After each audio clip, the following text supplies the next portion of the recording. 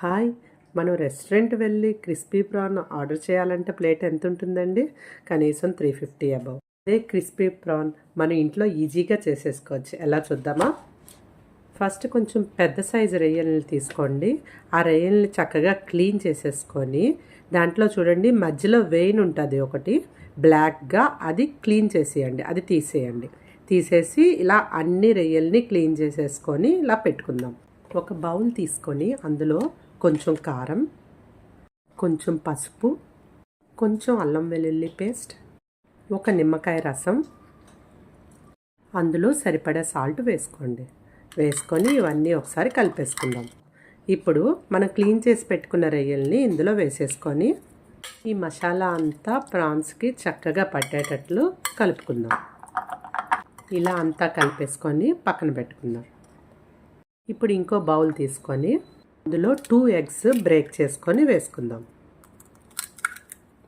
ఇందులో కొంచెం సాల్ట్ వేసుకొని దీన్ని బీట్ చేసి పక్కన పెట్టుకుందాం. ఇప్పుడు ఒక ప్లేట్ తీసుకొని అందులో 1 స్పూన్ మైదా, 2 spoons cornflour, 1/2 spoon pepper powder, కొంచెం సాల్ట్ వేసుకొని అంతా ఒకసారి కలిపేసుకొని పక్కన పెట్టుకుందాం.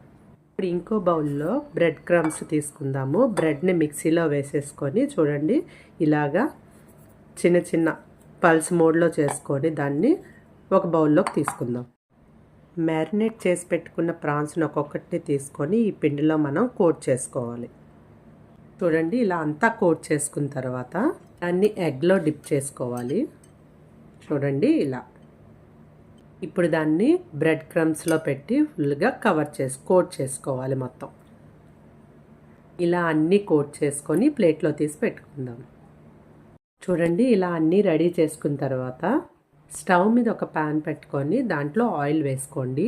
ఆయిల్ కొంచెం హీట్ అయిన తర్వాత మనం కోట్ చేసి పెట్టుకున్న ప్రాన్స్ అన్నింటినీ వేసేద్దాం.